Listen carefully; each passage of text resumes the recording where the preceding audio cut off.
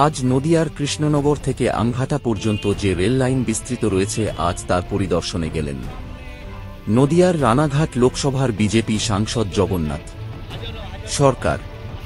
আর সেই ছবি উঠে এলো আমাদের ক্যামেরায়।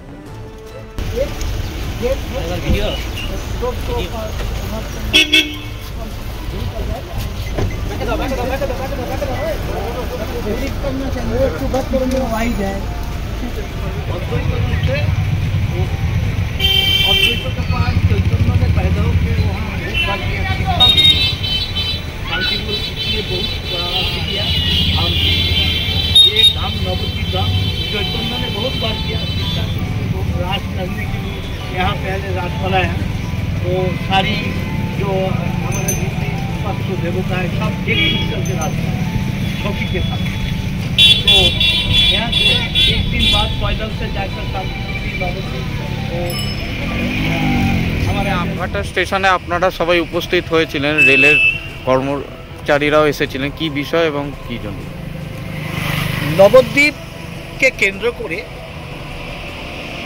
একটি ট্রেন আগে ছিল শান্তিপুর ধাম টু নবদ্বীপ ধাম। সেই ট্রেনটা ব্রডগেজ হয়েছে। সেই ব্রডগেজ ট্রেনটা বিভিন্ন জায়গায় গেট এবং অবরোধ হওয়াতে পুরোপুরি চালু করা যায়নি। এ পর্যন্ত আমঘাটা পর্যন্ত অর্থাৎ কৃষ্ণনগর টু আমঘাটা লাইন ঠিক হয়েছে, কিন্তু গেট নিয়ে এখনও সমস্যা আছে।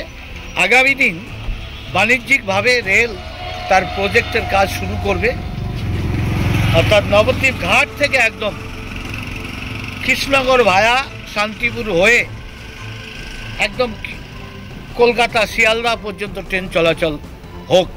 এবং পুরনো যে শান্তিপুর টু নবদ্বীপ ভায়া কৃষ্ণনগর ট্রেন ছিল সেটাও চালু করার প্রচেষ্টায় আমি আছি। রেলমন্ত্রীকে বলেছি, কথা দিয়েছেন, তারই পদক্ষেপ নেওয়া শুরু হয়েছে। রাজ্য সরকারের সহযোগিতা পেলে শুধু নবদ্বীপ ঘাট পর্যন্ত ট্রেন যাবে তা নয়, কৃষ্ণনগর থেকে করিমপুর পর্যন্ত পৌঁছানোর ব্যবস্থা করা যাবে অতি সত্বর। শুধু চাই রাজ্য সরকারের প্রশাসনিক সহযোগিতা, তাহলে এটা বাস্তবায়িত হবে। নদিয়াবাসীর এটা খুবই প্রয়োজন বলে মনে করি।